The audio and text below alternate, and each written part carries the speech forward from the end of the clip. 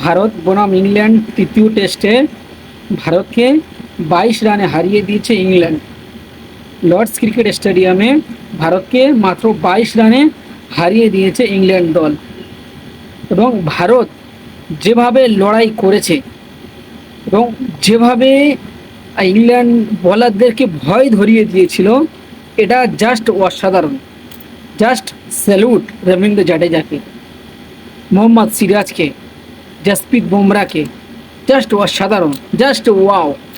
সত্যি বলছি, brilliant innings. Jasprit Bumrah, Mohammed Siraj এবং রবীন্দ্র জাডেজা যে ইনিংসটা খেলেছে, একসময় ইংল্যান্ডের বলাররা ভয় খেয়েছিল। বেন স্টোকের যে মুখ দেখে বোঝা যাচ্ছিল যে কতটা টেনশনে পড়ে গিয়েছে, যে কার বলারে কাকে বলে আনবো, কে উইকেটটা নেবে।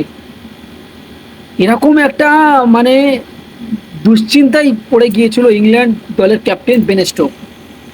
খুবই টেনশন, ওনার মুখ দেখে বোঝা যাচ্ছিল যে খুবই টেনশনে আছে। যেখানে 112 রানে 8টে উইকেট পড়ে গিয়েছে বস। 112 রানে 8 উইকেট, এবং এখনও 70 রান বাকি, 2টি উইকেট বাকি। 2টি উইকেট কারা? জসপ্রীত বুমরা, মোহাম্মদ সিরাজ এবং রবীন্দ্র জাডেজা একদিকে আঙলে রেখেছে। সত্যি বলছি, খুবই অসাধারণ ইনিংস। এটা হেরেছে, খুবই কষ্ট হচ্ছে আমাদের।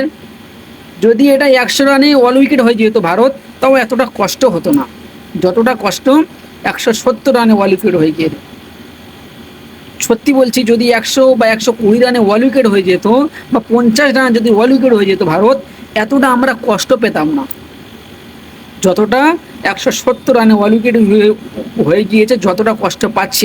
সত্যি খুবই অসাধারণ এবং খুবই ব্রিলিয়েন্ট ইনিংস খেলেছে ভারতীয় 3 ব্যাটসম্যান এবং মিডিল অর্ডার ব্যাটসম্যান কারুন নায়ার, ঋষভ পান্ত, নীতিশ কুমার রেড্ডি, ওয়াশিংটন সুন্দর। এদের থেকে 1000 গুণ ভালো খেলেছে মোহাম্মদ সিরাজ এবং জসপ্রীত বুমরা। সত্যি বলছি, এই ম্যাচটা কিন্তু খুবই সহজ ছিল, জেতাটা কিন্তু খুবই সহজ ছিল।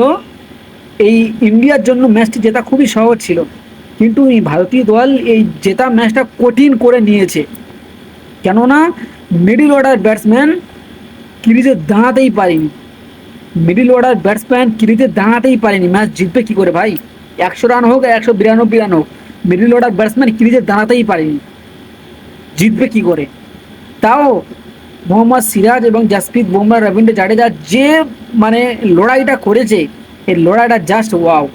সত্যি বলছি, অসাধারণ, দুর্দান্ত। এই 3টে ব্যাটসম্যান যে লড়াইটা করেছে ইংল্যান্ডের বলারদের সাথে, সত্যি বলছি খুব